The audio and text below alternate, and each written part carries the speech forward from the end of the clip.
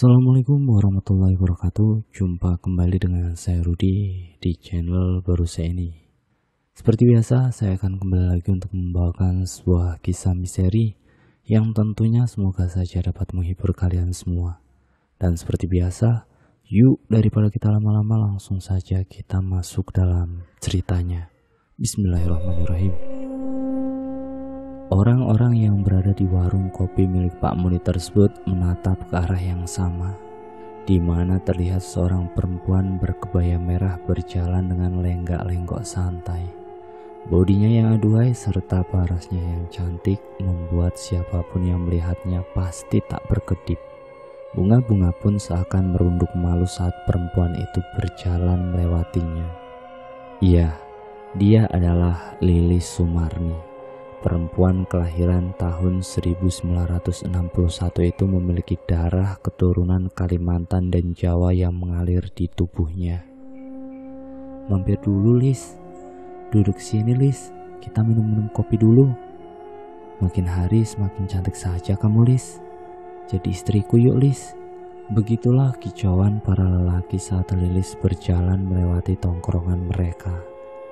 Numpang lewat ya, Mas, ucap Lilis dengan lembut. Lilis Sumarni berprofesi sebagai perias pengantin. Tangannya seolah memiliki keajaiban karena siapapun yang diriasnya pasti akan terlihat sangat cantik bak bidadari. Itulah sebabnya ia tak pernah sepi pelanggan. Hasil riasannya yang bagus terkenal sampai keluar desa bahkan kabupaten. Tapi meski begitu, Lilis Sumarni belum terbuka untuk menjalani hidup dengan berpasangan. Ia lebih menyukai kehidupannya saat itu dalam kesendirian. Walaupun usianya sudah tak muda lagi, yakni sudah 47 tahun. Namun wajahnya tetap cantik bahkan tak terlihat menua sedikit pun. Pagi yang cerah di bulan Juli, saat itu Lilis Sumarni sedang menyirami bunga-bunga mawar kesayangannya di halaman rumah. Ketika seorang perempuan dengan rambut panjang sebatas dengkul datang ke rumahnya. "Selamat pagi," ucap si tamu.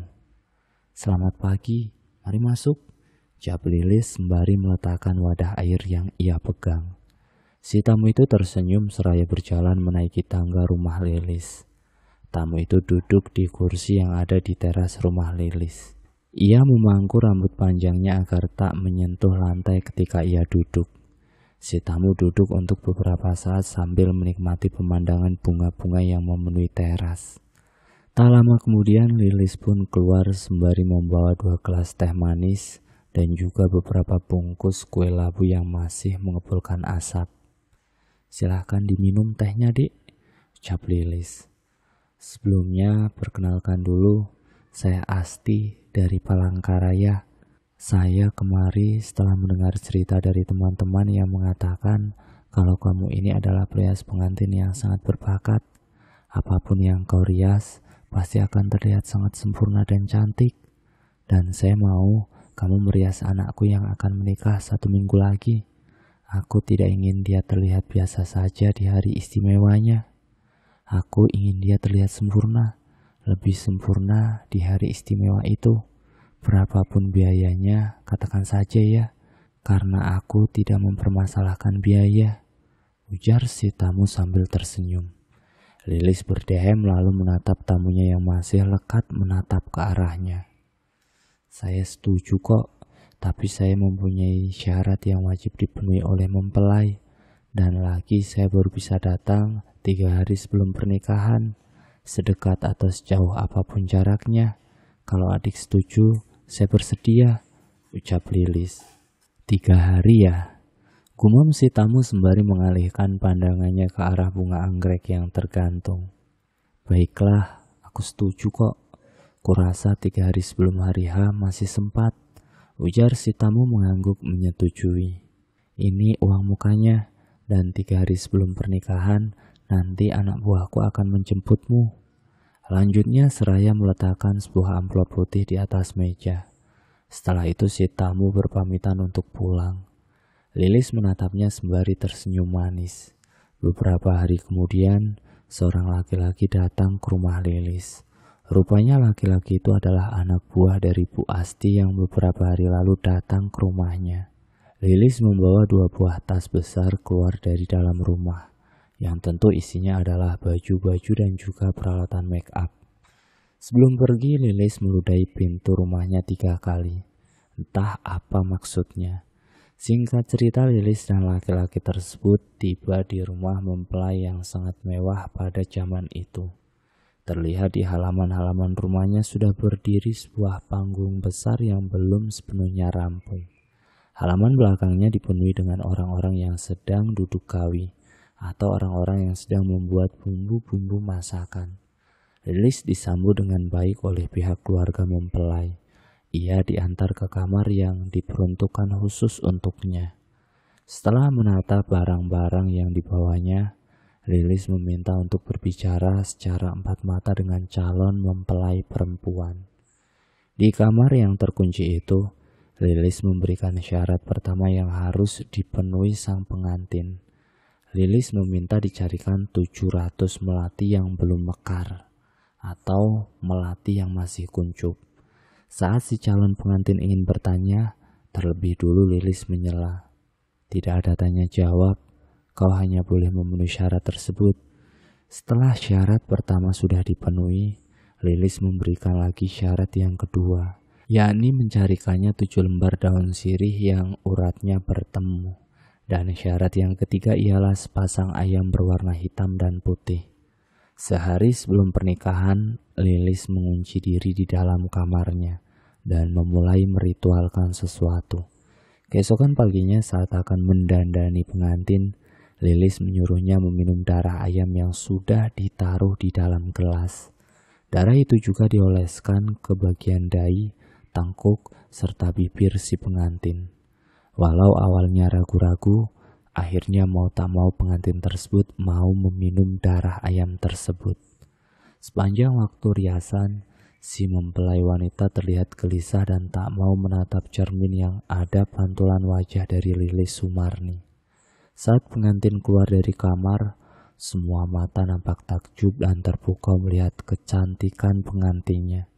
Tak henti-henti pujian keluar dari mulut orang-orang yang melihatnya. Wah, sungguh cantik sekali. Pesta pernikahan berjalan lancar. Namun setelah selesai acara, si pengantin wanita seperti kerasukan. Dia mengamuk dan menangis histeris tanpa sebab yang jelas. Bukan apa-apa. Tidak akan terjadi hal yang buruk kok. Kejadian seperti ini sering terjadi karena gangguan makhluk halus yang jatuh hati pada si mempelai. Tolong ambilkan aku air sirih dan gula, ujar Lilis. Namun saat apa yang diminta Lilis tadi datang, pengantin wanita sudah sadar dan terbaring lemah di atas kasurnya. Dah hantu, wajahnya buruk, aku takut, ucap si pengantin masih sesenggukan. Dia tak akan mengganggumu kok. Wajar saja kalau makhluk-makhluk halus tertarik karena kau sungguh sangat cantik sekali, ucap Lilis membuat si pengantin pria mengerutkan alisnya. Maksudnya? Tanya mempelai pria. Lilis tersenyum lalu bangkit dari duduknya. Istirahatlah, pasti hari ini kalian sangat capek sekali kan? Setelah berkata seperti itu Lilis keluar, diiringi tatapan aneh si mempelai pria. Malam itu Lilis mengunci diri di dalam kamar. Ia mengeluarkan perapian kecil yang terbuat dari kuningan. Ia menghidupkan api dan mulai melantunkan mantra-mantra yang asing bagi kebanyakan orang. Seiring dengan asap yang semakin mengepul, terdengar suara seorang laki-laki yang meracau tak jelas. Berdiri sesosok makhluk bertubuh tinggi dan besar dengan warna merah semerah darah. Lilis sujud di hadapan makhluk itu. Ia tak berani menatap sedikit pun pada makhluk tersebut. Tanpa ragu Lilis melukai telapak tangannya sendiri dengan pisau kecil, lalu meneteskan darahnya ke dalam perapian yang masih berasap itu. Kau terlambat, ujar makhluk tersebut. Ampuni saya telah lalai, tapi saya berjanji akan membawakan 2 tumbal sekaligus setelah ini, ucap Lilis dengan suara gemetar. Makhluk itu menggeram dengan suara yang sangat menyeramkan. Beberapa saat hening, makhluk tersebut kemudian menghilang, diiringi dengan suara benda jatuh dari luar jendela kamar, membuat Lilis tersentak. Namun setelah pintu dibuka, tak ada siapapun di luar sana selain bercak darah yang perlahan-lahan mulai menghilang. Lilis Sumarni menghela nafas lega. Ia yakin tadi itu pasti ada orang lain yang mengintipnya. Tapi untung saja makhluk sekutunya mengetahui hal tersebut. Bukan kali pertama bagi Lilis ritualnya ketahuan orang lain. Tetapi untungnya orang-orang yang mengetahui rahasianya itu berhasil dilenyapkan oleh makhluk tinggi besar berwarna merah yang merupakan peliharaan Lilis tersebut. Keesokan harinya, pagi-pagi sekali Lilis sudah bersiap-siap untuk pulang. Kami sangat puas dengan pekerjaanmu. Anakku benar-benar bagaikan bidadari setelah kau rias. Ini uangnya. Sekali lagi kami ucapkan terima kasih ya, ujar Bu Asti. Lilis tersenyum, senyum yang bisa menghipnotis siapapun yang melihatnya. Sama-sama Dik, aku senang kalau kalian puas dengan hasil make upku, ucap Lilis dengan lembut. Baiklah kalau begitu, aku mohon undur diri ya. Semoga di lain kesempatan kita bisa bertemu lagi, lanjut Lilis. Amin, hati-hati di jalan, kata Bu Asti. Lilis berjalan di belakang anak buahnya Bu Asti yang membawakan barang-barang bawaan milik Lilis. Setelah menempuh perjalanan yang cukup panjang, akhirnya Lilis sampai ke rumahnya. Rumah itu masih sama seperti sebelumnya. Bahkan tak ada debu sedikit pun menempel di lantai dan pintu rumahnya. Krit. Setelah meletakkan barang-barang bawaannya, Lilis langsung mandi dan berhias. Ia memakai pakaian terbaiknya, lalu duduk di teras rumahnya seperti sedang menunggu seseorang yang akan datang.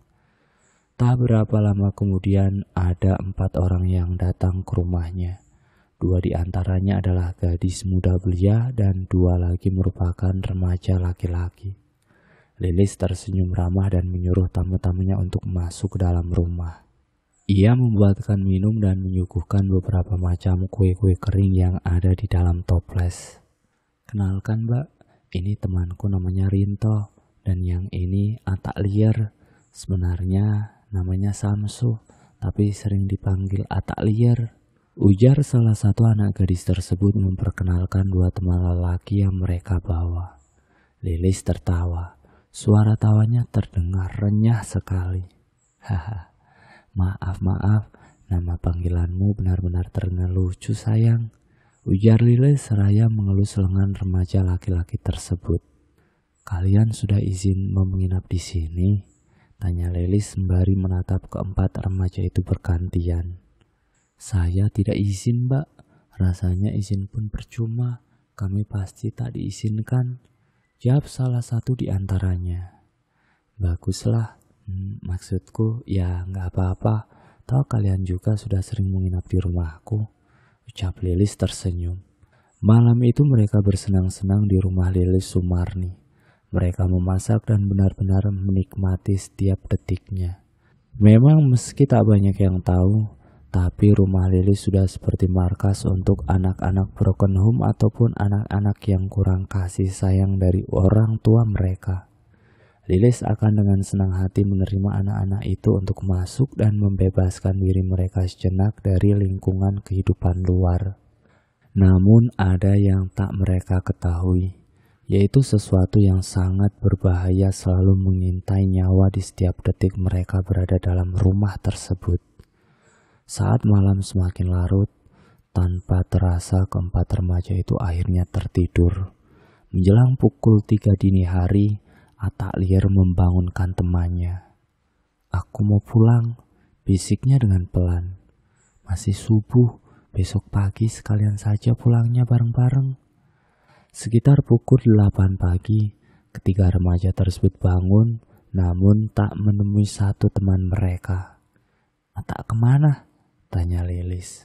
Oh, dia pulang subuh tadi Mbak, mungkin dia takut dimarahi keluarganya. Sayang sekali dia tak sempat sarapan, padahal tadi aku membelikan daging kijang untuk lauk kita makan pagi ini, gumam Lilis. Wah, Siapa yang jual daging kijang, Mbak? Ada itu tadi, dapat berburu katanya. Jawab Lilis. Asik, makan enak kita. Selesai makan, anak-anak tersebut membantu Lilis membereskan rumah dan mencuci piring-piring kotor di dapur. Setelah membantu Lilis, ketiganya pun pamit untuk pulang ke rumah masing-masing. Menginaplah semalam lagi, mbakmu ini sangat kesepian loh. Bujuk Lilis seraya menahan lengan remaja putri tersebut. Ketiganya saling tatap dan memberikan kode. Ya sudah deh mbak, kami nginap lagi aja. Toh di rumah juga gak ada yang peduliin. Lilis tersenyum manis sekali ketika mendengar jawaban anak itu. Ia mengelus kepala ketiganya dengan lembut. Kalau begitu, buatlah apa yang kalian suka. Buat rumah ini ramai dengan perbincangan-perbincangan kalian. Aku akan pergi berbelanja makanan terlebih dahulu untuk malam ini. Mbak Lis ini memang terbaik. Puji ketiga remaja itu sambil tersenyum. Kalian bertiga mau pesan apa? Biar sekalian mbak belikan. Tanya Lilis lagi. Enggak mbak, makasih. Jawab ketiganya. Sepanjang hari mereka lalui dengan mengobrol, bercerita dan bersenda gurau di ruang tamu rumah Lilis. Tanpa mereka sadari, dari balik pintu kamarnya, Lilis merengut mendengar kegaduhan yang diciptakan oleh ketiga remaja tersebut. Andai aku tak butuh kalian, tak akan kuizinkan kalian buat gaduh di rumahku, batin Lilis. Malam harinya selesai makan malam, Lilis masuk dalam kamarnya. Dan seperti malam kemarin, ia kembali menghidupkan perapian kecilnya untuk memanggil makhluk merah besar peliharaannya. Ia juga membakar rambut milik salah satu remaja yang menginap di rumahnya itu, yang ia dapatkan ketika bercanda dengan mereka tadi. Hal yang sama terjadi lagi di luar seperti tadi malam. Seorang di antara ketiganya membangunkan salah satu temannya untuk berpamitan pulang. Lalu tanpa curiga sedikit pun diiyakan saja oleh temannya. Pagi-pagi sekali Lilis bangun dengan wajah yang lebih segar, cerah dan berseri-seri. Keriput di bagian wajahnya kembali mengencang. Itu tandanya kalau tumbal yang ia berikan sudah diterima. Sekitar pukul 10 pagi, rumahnya kembali kedatangan beberapa tamu. Salah satunya adalah seorang ibu-ibu berhijab dengan senyuman manis di bibirnya. Wajah beliau juga terlihat sangat bersahaja. Assalamualaikum, ucap si tamu. Silahkan masuk, jawab Lilis sembari tersenyum. Sayang, tolong buatkan teh untuk tamu-tamu mbak ini ya, ujar Lilis memanggil dua remaja di dalam rumah. Saat akan melangkah masuk, ibu-ibu berhijab itu nampak terkejut. Allahu Akbar, ucapnya. Beliau juga meringis seperti kesakitan. Ada apa bu? Tanya Lilis menyipitkan matanya. Tidak apa-apa. Kepalaku tiba-tiba pusing. Rasanya aku duduk di sini saja ya, jawab si ibu. Oh ya sudah, memang kalau pusing harusnya terkena udara langsung, biar lebih enakan, ucap Lilis masih ramah sekali. Tak lama mengobrol, dua remaja tersebut keluar membawakan beberapa gelas teh dan beberapa toples kue kering dan juga kerupuk. Silahkan diminum pak, bu, kata Lilis. Namun lagi-lagi keanehan terjadi. Gelas yang baru saja hendak diangkat oleh si ibu tiba-tiba pecah sendiri. Astaga, maaf, maklumlah, gelas saya ini gelas murah bu, dan juga sudah sangat tua. Makanya sering sekali saya mengalami yang begini. Sekali lagi maaf ya bu. Aduh, mana airnya panas sekali, ucap Lilis nampak sekali merasa bersalah. Sayang, tolong ambilkan kain dan air dingin dalam gayung ya. Bawa keluar cepat, teriak Lilis. Dan tak berapa lama seorang remaja keluar membawakan kain dan gayung berisi air. Ini bu, bersihkan dulu ya. Tidak apa-apa dik, santai saja. Bukan kali pertama juga saya terkena air panas seperti ini. Sudah, tak usah khawatir, kata si ibu. Saya benar-benar merasa bersalah bu, sebab gelas saya sudah hampir melukai ibu. Si ibu tersenyum, lalu ia menceritakan maksud dan tujuan mereka datang dari jauh itu untuk apa. Saya ini dari Kalimantan Selatan, lumayan jauh sekali, berhari-hari berada di atas kapal hanya untuk menemui perias pengantin terbaik seperti adik ini, kata Ibu Saukiah. Waduh, jauh sekali ya Bu, bagaimana bisa nama saya terkenal sampai sejauh itu Bu?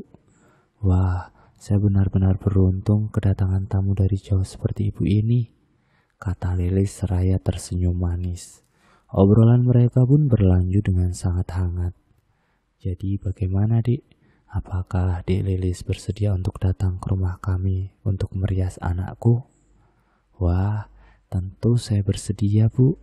Tapi Lilis termenung untuk beberapa saat, seperti ada yang ia pikirkan pada saat itu. Walau sulit, namun entah kenapa rasanya sangat sulit bagi Lilis untuk menolak. Bagaimana Dik? Baiklah, saya akan datang Bu.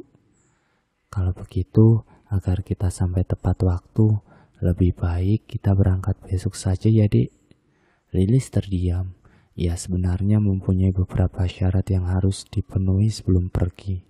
Dan salah satu syaratnya ialah tak boleh bertemu pengantin yang akan dirias sebelum 3 hari menjelang pernikahan.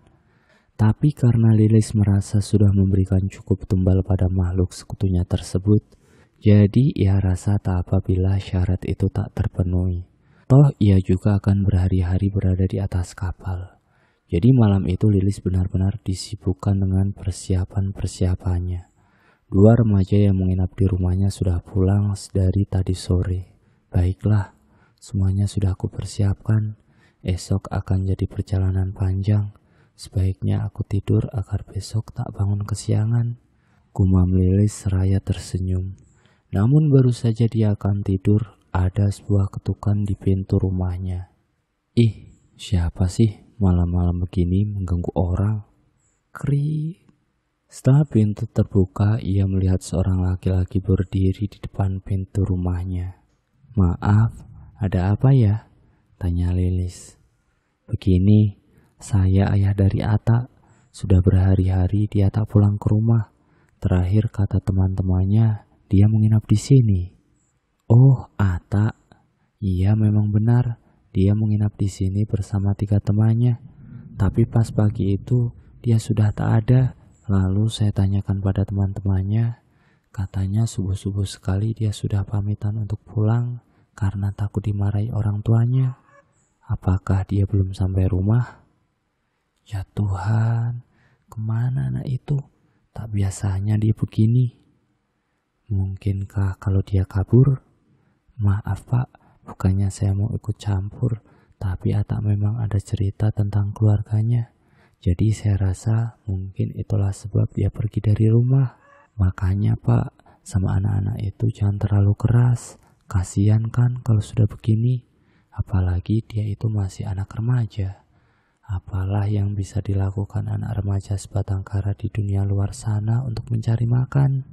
Ujar Lilis dengan nada sedih. Raut wajah laki-laki itu tiba-tiba berubah. Raut penyesalan dan kesedihan terlihat jelas sekali. Lalu laki-laki tersebut pergi begitu saja tanpa pamit dari rumahnya Lilis. Begitulah kalau sudah menyesal, nasib baik anakmu sudah aku kirim ke surga. Gumam Lilis sembari menutup pintu rumahnya dengan keras. Pagi-pagi sekali Lilis sudah mandi dan berpakaian rapi. Ia duduk di depan rumah sambil menunggu orang yang akan menjemputnya. Tiba-tiba seorang remaja putri yang kemarin menginap di rumahnya datang dengan tergopoh-gopoh. Mbak, Mbak, itu, katanya gugup dengan nafas tak beraturan. Itu apa? Bicara yang jelas sayang, tenang, tarik nafas. Mbak, si Ata ditemukan tewas di sungai. Hah? Ata? Astaga, benarkah itu? Ujar Lilis. Iya Mbak, rupanya malam itu dia tak pulang ke rumahnya, tapi... Lilis memeluk remaja tersebut sambil mengelus-elus rambutnya. Lilis pandai sekali berakting. Ia juga ikut menangis sesenggukan sambil memeluk erat anak remaja itu. Tak lama kemudian, datanglah orang-orang yang kemarin ingin memakai jasa rias pengantin Lilis. "Assalamualaikum." Lilis menoleh sesaat lalu melepaskan pelukannya pada gadis remaja itu. Cepat-cepat Lilis menghapus air matanya. "Ada apa ini?" tanya Bukiah. "Maaf Bu, anak yang kemarin menginap di sini ditemukan meninggal di sungai. Saya benar-benar tak menyangka Bu, karena terakhir kalinya saya melihat dia makan dengan lahap di sini. Mereka berempat bercanda dan memasak bersama." "Innalillahi wa inna ilaihi raji'un," ucap tamu-tamu tersebut bersamaan. "Tapi tak apa, jangan khawatir. Saya memang sedih, tapi saya harus profesional dalam menjalankan pekerjaan saya. Saya akan tetap pergi bersama ibu kok," kata Lilis. "Tapi kalaupun adik ini tidak bisa pergi, saya pun tak memaksa kok." "Pergilah Mbak, tak apa-apa," potong remaja yang duduk di sebelah Lilis. Perjalanan panjang pun dimulai. Semenjak berada di atas kapal, Lilis sering sekali mabuk dan muntah-muntah. Dan singkat cerita, setelah beberapa hari di atas kapal, akhirnya mereka pun sampai di pelabuhan. Dan dari pelabuhan mereka dijemput menggunakan kelotok. Lalu setelahnya dijemput lagi menggunakan sepeda motor. Jalan menuju rumah si ibu benar-benar padat penduduk. Meski jalanan belum beraspal tapi nampak bersih dan terawat. Surau dan masjid ada beberapa di desa tersebut. Orangnya rata-rata memakai jilbab dan kopiah. Dapat disimpulkan mereka-mereka itu adalah orang yang taat pada agama. Senyum pun tak pernah lepas dari bibir ketika melihat orang baru seperti Lilis lewat di depan rumah mereka. Lilis sebenarnya tak nyaman berada di sekeliling orang-orang seperti ini. Lilis sibuk dengan pikirannya sendiri, hingga ia tak sadar ketika sudah berada di halaman rumah besar tersebut. Orang-orang ramai menyambut kedatangannya. Namun entah mengapa Lilis merasa ngeri sendiri ketika melihat orang-orang itu. Ketika mereka mengucapkan salam pada Lilis, tergagap Lilis menjawabnya. Dan tak tahu apa yang terjadi, setelah menjawab salam dari orang-orang itu, Lilis merasakan sakit yang luar biasa di kepalanya, hingga membuat Lilis terjatuh tak sadarkan diri. Saat ia terbangun, Lilis sudah berada di dalam kamar yang banyak sekali kaligrafi bertuliskan Allah dan Nabi Muhammad, serta Asmaul Husna dan ayat-ayat suci Al-Quran lainnya. Nafasnya turun naik, entah rasa seperti apa yang ia rasakan kala itu. Lilis merasa tubuhnya seperti terbakar berada di dalam kamar tersebut. Hingga tanpa sadar ia menjerit sekeras-kerasnya, yang tentu mengundang orang-orang yang merasa khawatir datang untuk menolongnya. "Aku tidak bisa berada di kamar ini. Aku ingin keluar," teriak Lilis. Ia berlari dengan sempoyongan menuju keluar kamar. Saat berada di luar rumah, barulah ia merasa sedikit lebih tenang. "Ada apa, Dik? Apakah ada yang salah dengan kamar tersebut?" tanya Bukiah. "Maaf sebelumnya, tapi saya merasa tak nyaman berada di dalam kamar itu, Bu. Kalau ada kamar lain, bolehkah saya tidur di kamar lainnya saja?" Bukiah menatap seseorang di dekatnya, lalu kembali menatap ke arah Lilis sembari mengangguk. "Tentu, Dik, tentu." Kepala Lilis masih terasa nyut-nyutan. Tapi ia tetap mencoba menahannya, meski terkadang ia meringis kesakitan.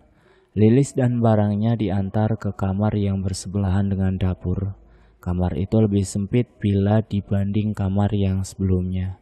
Dan di dinding-dinding kamar tersebut masih tertulis zikir doa-doa sebelum tidur. Tapi setidaknya Lilis merasa sedikit lebih nyaman berada di sana. Bisakah, maksudku, bolehkah kalau tulisan-tulisan itu dipindahkan keluar saja? Tapi kalau tak bisa, tak apa-apa sih, kata Lilis dengan terbata. Sekali lagi Bukiah dibuat melongo dengan permintaan aneh dari Lilis. "Tolong lepaskan tulisan-tulisan itu ya," ujar Bukiah pada salah satu remaja laki-laki yang baru saja berada di situ. Lilis menghela nafas panjang saat ia membaringkan tubuhnya di atas kasur sempit tersebut. Belum sehari ia berada di sana, rasanya sudah seperti sangat lama sekali. Ia tak bisa menikmati dan beramah-ramah pada orang-orang di rumah itu. Malam sebelum akad nikah, Lilis mulai mendandani calon mempelai wanita. Segala syarat yang harus dipenuhi pengantin memanglah sudah terpenuhi. Namun gadis itu menolak untuk meminum darah ayam yang diberikan oleh Lilis sebagai syaratnya. Mohon maaf Bi, di agama saya tak diperbolehkan meminum darah seperti ini. Maaf sekali, saya tak bisa memenuhi syarat yang Bibi berikan ini. Tolak si mempelai wanita. Lilis menatapnya lekat, baru kali ini ada yang berani menolak syarat yang ia berikan. Ini bukan pilihan. Kau harus meminum syarat ini, ujar Lilis masih bersikeras memaksa. Saya tahu itu bukan pilihan, tapi saya tetap memilih tidak. Bibi bisa menyuruh atau memberikan syarat apapun, asal itu tak menyimpang dari agama saya. Insya Allah saya akan penuhi, Bi.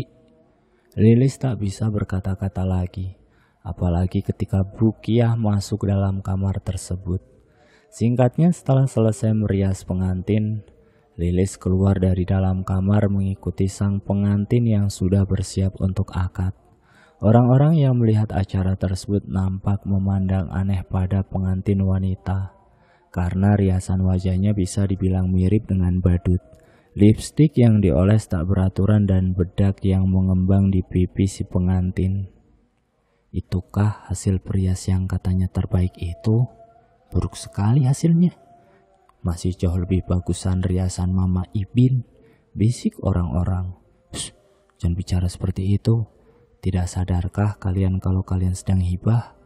Tegur salah seorang ibu-ibu lainnya. Lilis menunduk, tak kuasa mengangkat wajahnya. Ia malu, ia benar-benar merasa sangat malu. Dengan hasil riasannya, kejadian berpuluh tahun lalu pun teringatkan kembali oleh Lilis. Di saat ia dihina oleh keluarga pengantin yang diriasnya, karena hasil yang tak sesuai dengan kehendak mereka. Memanglah Lilis tak pernah belajar atau berguru dengan orang yang ahli dalam merias wajah. Selama ini Lilis hanyalah belajar seorang diri dengan dibantu teman-temannya. Hingga sampai suatu hari ia tak lagi dipanggil untuk merias pengantin. Dan sejak saat itu, Lilis berjuang untuk menghidupi dirinya sendiri, sampai akhirnya ia terjerumus dalam perjanjian dengan iblis. Lilis diharuskan memberi tumbal manusia pada iblis tersebut agar riasannya tetap bagus. Tak hanya itu, si pengantin yang akan dirias pun harus memenuhi berbagai syarat yang diberikan oleh Lilis. Akan tetapi pengalaman selama ia merias pengantin tak pernah sekalipun pengantin-pengantin yang ia rias menolak syarat-syarat yang ia berikan. Berbeda dengan pengantin yang sekarang diriasnya, yang bahkan berani menolak dengan tegas tentang persyaratan tersebut. Akibatnya sosok iblis tersebut tak bisa merasuk dalam tubuh si pengantin yang akan menjadikannya terlihat cantik dan anggun seperti bidadari. Lamunan Lilis buyar karena suara tangisan si pengantin. Beberapa keluarganya menatap lekat pada Lilis. Mereka seolah mencibir hasil riasan Lilis. Saat acara akad selesai, Lilis langsung masuk ke dalam kamar. Ia juga mendengar beberapa orang di luar tengah membicarakannya. Sayang sekali, jauh-jauh menjemput tukang make up pengantin, setelahnya ketemu, malah seperti itu. Kasihan sekali anak Bibi Ikiyah, menangis terisak-isak setelah melihat wajahnya sendiri. Padahal jadi pengantin 1 kali seumur hidup. Iya itu, sudah aku bilang kemarin sama si Kiyah, lebih baik memanggil Mama Ipin daripada menjemput orang jauh. Sudah pasti hasilnya daripada yang itu. Lilis mendengar perkataan-perkataan tersebut nampak kesal dan emosi. Giginya bergemeretak terdengar. Sialan, ini semua gara-gara perempuan itu, batin Lilis. Dengan rasa marah yang memuncak, Lilis menghidupkan perapiannya. Ia menulis nama pengantin wanita tersebut di sebuah kertas lalu kemudian membakarnya. Lilis memanggil makhluk itu untuk mencelakainya. Aku ingin kau membunuhnya. Dan di pelaminan si mempelai wanita sedang duduk bersama dengan suaminya. "Kamu kenapa?" tanya mempelai laki-laki saat melihat istrinya seperti sedang menahan sakit di bagian perutnya. Dan tiba-tiba saja ia muntah. Baju pengantin yang dipakainya pun kotor seketika terkena muntahannya. Orang-orang yang berada di sana gaduh karena si pengantin wanita yang tiba-tiba sakit seperti itu. "Sepertinya ini bukan sakit biasa," ujar seorang ibu-ibu yang berada di situ. "Astagfirullahaladzim," ucap orang-orang sembari menatap ke arah ibu-ibu tersebut. "Apakah Haji Isar masih di luar?" "Sepertinya masih ada. Beliau ikut mengawal untuk acara besok. Cepat panggilkan." Sambil menunggu si Inur memanggil Haji Isar, "Coba dulu didoa-doakan pengantinnya. Siapa tahu bisa sembuh." Mendengar usulan seperti itu, pengantin laki-laki tersebut pun langsung membacakan surat seperti Al-Fatihah dan lain-lain pas di telinga istrinya. Tak lama kemudian Haji Isar diiringi beberapa orang bapak-bapak masuk ke dalam. "Ambilkan air putih dalam gelas," ujar Haji Isar. Karena di sekitar situ masih ada hidangan-hidangan makanan beserta air minumnya, mereka langsung memberikan air yang ada pada Haji Isar. Saat Haji Isar membacakan doa-doa di air tersebut, tiba-tiba kejadian yang sangat aneh terjadi. Air di dalam gelas itu tiba-tiba seperti mendidih. Allahu Akbar. Gelas tersebut pecah dan air yang berada di dalamnya tumpah. Haji Isar tertegun, seolah tahu siapa yang berada di balik sakitnya si pengantin wanita. Tanpa berkata-kata, Haji Isar langsung beranjak. Ia meninggalkan si pengantin dan orang-orang yang berada di sekitaran pelaminan. Beliau berjalan tergesa-gesa menuju ke arah kamar Lilis. "Aku tahu siapa kau sebenarnya dan apa yang sudah kau perbuat pada keponakanku. Cepat keluar, sudahi permainanmu, atau kalau tidak, aku yang akan menghentikanmu," gertak Haji Isar tepat di depan pintu kamar di mana Lilis berada.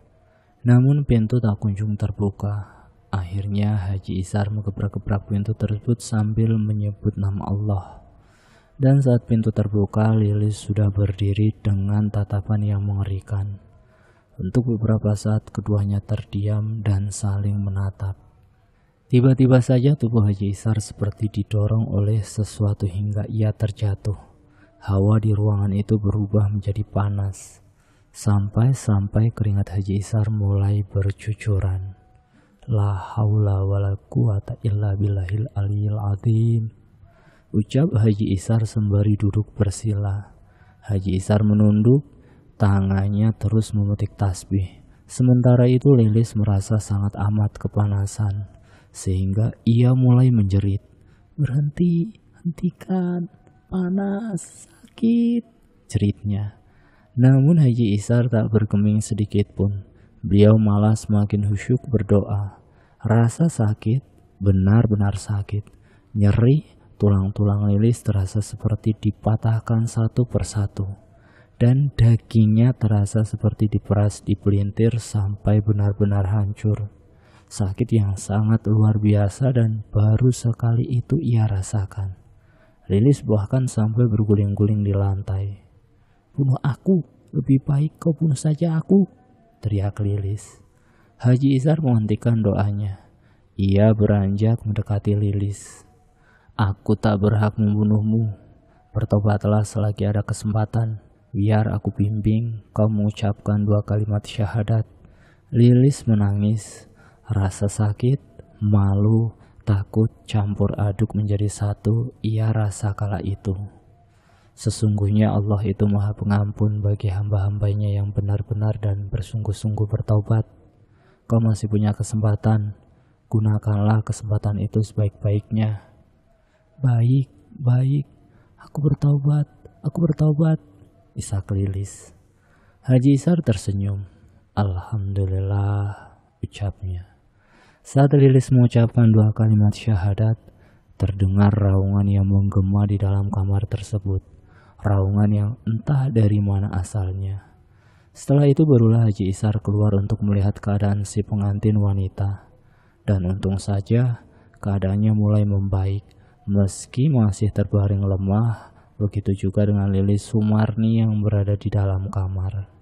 Insya Allah semuanya sudah baik-baik saja, ujar Haji Isar sembari menghela nafas panjang. Keesokan harinya acara tetap berlanjut, tapi yang merias pengantinnya bukan lagi Lilis, melainkan Mama Ibin.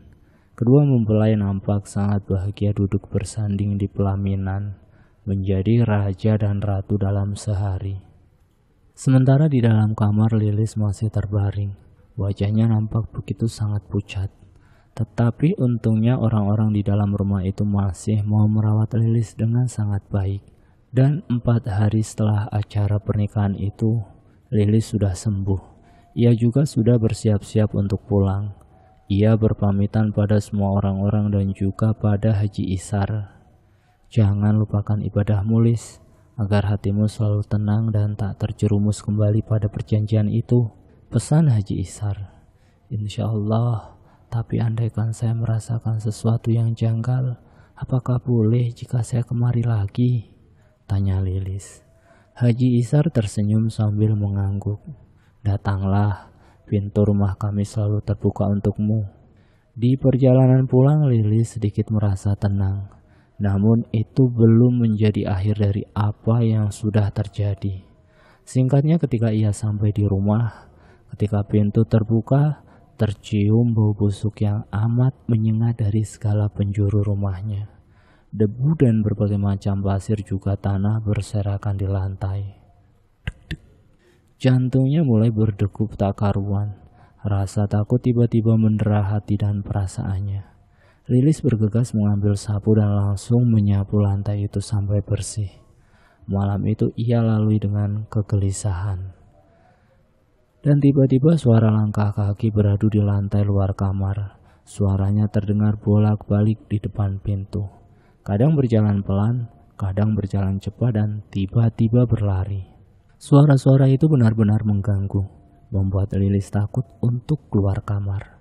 Namun semakin didiamkan, suara-suara langkah kaki tersebut malah semakin menjadi. Terasa sekali ada sesuatu yang berada di luar sana tengah menunggunya. Berisik, teriak Lilis dari balik selimutnya. Was-was ia menunggu apa yang akan terjadi setelahnya. Tapi tak terjadi apapun. Suara-suara langkah kaki tadi menghilang. Hening, benar-benar hening. Lilis menghela nafas lega. Malam itu ia tertidur tanpa sedikit pun keluar dari balik selimutnya. Rasanya memang percuma ia bersembunyi dari sesuatu yang tak nampak. Pagi harinya, lantai rumah Lilis penuh debu, pasir dan tanah. Juga ranting-ranting pohon yang entah bagaimana bisa masuk dalam rumahnya. Air di dalam wadah tiba-tiba menjadi berbau. Bahkan beras di rumahnya pun rusak berjamur. Ia tahu janji itu tak akan pernah bisa ia batalkan. Hari-hari berlalu, malam berganti siang, dan siang pun berganti malam. Namun tak ada ketenangan sedikit pun di rumah itu. Rumah yang dulunya terasa nyaman dan damai kini berubah mencekam dan menakutkan di siang malamnya. Berada di rumah itu bagaikan terkurung di tempat berhantu bagi Lilis, dan ia tak tahu kemana harus pergi. Suara-suara para tumbal yang dulu pernah ia berikan pada makhluk itu setiap malam selalu menghantuinya, mengganggu dan bahkan sudah mulai menampakkan diri. 2 minggu telah berlalu. Keadaan Lilis benar-benar sudah jauh berbeda dengan yang dulu. Matanya sayu dan mulai menghitam karena tak bisa tidur dengan nyenyak. Wajahnya pucat dan tubuhnya sangat kurus. Tak ada lagi sisa-sisa kecantikannya yang dulu sangat dipuja-puja oleh kaum lelaki. Lilis menjual semua barang-barang berharganya. Ia berniat untuk pergi menemui Haji Isar, meminta jalan keluar untuk masalah pelik yang ia alami saat ini. Singkatnya, setelah semua barang-barang berharga yang ia punya terjual habis, hari itu juga Lilis pergi ke pelabuhan membawa beberapa baju di dalam tasnya. Meski tak ada kapal yang berangkat di hari itu, Lilis rela tidur di pelabuhan untuk menunggu sampai kapal itu berangkat. Tetapi meski ia sudah tak berada di rumahnya, bayang-bayang ketakutan masih ia rasakan. Lilis sengaja tak menyewa ranjang di kapal tersebut karena ia takut kalau terjadi hal-hal yang tak diinginkannya. Maka dari itu Lilis lebih memilih untuk tidur bersama orang-orang di luar. Singkat cerita, setelah menempuh perjalanan yang panjang, Lilis akhirnya sampai di rumah Bukiah. Ia disambut dengan ramah dan hangat oleh orang-orang di rumah itu. Namun baru saja ia masuk selangkah ke dalam rumah, Lilis jatuh pingsan. Bangun-bangun ia sudah berada di dalam kamar dengan kaligrafi yang mengelilingi dinding kamar. Rasa panas, sakit, perih, rasa sakit yang benar-benar sulit untuk dikatakan. "Kau tak menjalankan sholat 5 waktumu ya, Lis?" tanya Haji Isar. Dalam keadaan kesakitan, meringis dan merintih, Lilis mengangguk. Haji Isar menghela nafas panjang. "Tolong beritahu." Hanya penggalan kata dari Haji Isar yang sempat Lilis dengar sebelum ia pingsan lagi. Saat terbangun, Lilis melihat ke sekelilingnya. Terdengar orang-orang membacakan Yasin untuknya. "Apa ini? Apakah aku sudah mati?" batin Lilis ketakutan. Namun rasa sakitnya masih sangat ia rasakan. "Lilis, kau bisa mendengarku?" tanya suara Haji Isar samar-samar terdengar. Lilis berusaha mengangguk, tapi kepalanya terasa sangat berat. Tak hanya kepalanya yang tak bisa ia gerakkan, tapi seluruh tubuhnya, kecuali matanya. "Sabar, Lis, insya Allah semuanya akan baik-baik saja." Antara sadar dan tidak, Lilis bermimpi kalau dia sedang berada di sebuah tempat yang sangat gelap, sehingga tiada sedikit pun cahaya. Namun entah dari mana suara rintihan juga isak tangis terdengar di mana-mana, dan pelan-pelan terasa banyak sekali tangan-tangan yang menyentuh Lilis. Kala itu Haji Isar dan beberapa orang lainnya masih membacakan Yasin di dekat tubuh Lilis yang terbaring. Mereka mendengar Lilis merintih pelan, dengan mata yang masih tertutup. Entah sudah keberapa kalinya Lilis tak sadarkan diri seperti itu. "La haula wala quwata illa billah," ucap Haji Isar. Sementara di alam bawah sadarnya, Lilis masih berjuang untuk melepaskan diri dari tangan-tangan yang terasa semakin erat memegangi tubuhnya. Dan di saat-saat seperti itu, terdengar suara seseorang yang sedang menuntunnya untuk membaca 2 kalimat syahadat. Pelan-pelan Lilis mengikuti tuntunan suara tersebut. Dan seiring dengan itu, Lilis merasakan dirinya sudah terbebas dari kekangan tangan-tangan yang tak terlihat. Saat matanya terbuka, Lilis lega melihat orang-orang di sekitarnya. Tanpa terasa ia tersenyum. Setetes air mata terjatuh dari sudut matanya. "Lilis, mulai sekarang tinggallah di sini, agar kau tak lagi lupa dengan kewajibanmu. Jangan pernah biarkan dia mendekatimu lagi. Jangan biarkan peluang sekecil apapun untuk iblis," ujar Haji Isar. Lilis mengangguk. Ia tak kuasa menahan air matanya. Namun rahang dan seluruh tubuhnya masih lagi terasa kaku. "Nampaknya tubuhmu sangat letih, tapi insya Allah dalam beberapa hari ke depan kau akan kembali seperti sedia kala, Lis. Bersabarlah." Dan semenjak hari itu, Lilis dirawat oleh anak Bukiah yang dulu sempat hampir Lilis celakai. Perempuan itu merawatnya dengan sangat baik, sehingga dalam waktu 1,5 bulan saja Lilis sudah mulai bisa berjalan sendiri. Mulai bisa berbicara meskipun masih terbata. Sesekali Haji Isar datang menjenguk Lilis, kadang-kadang juga membawakan sedikit air zam-zam untuk Lilis. Lilis berada di lingkungan tersebut sampai waktu yang lama. Ia benar-benar sudah bertaubat dan tak pernah lagi ia meninggalkan sholatnya, meski dalam keadaan sakit sekalipun.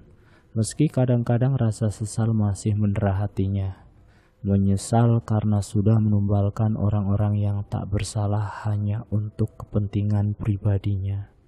Selama sisa hidupnya, Lilis bekerja sebagai tukang timbang gula dan pengupas bawang. Ia tak menikah dan tak mempunyai anak. Ia sudah menganggap anak Rukiah sebagai anaknya sendiri.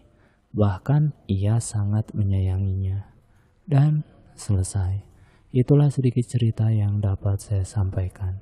Terima kasih sudah menonton video di channel ini. Jangan lupa tekan tombol like, share, komen, dan subscribe untuk mengikuti video kami selanjutnya ya. Wassalamualaikum warahmatullahi wabarakatuh.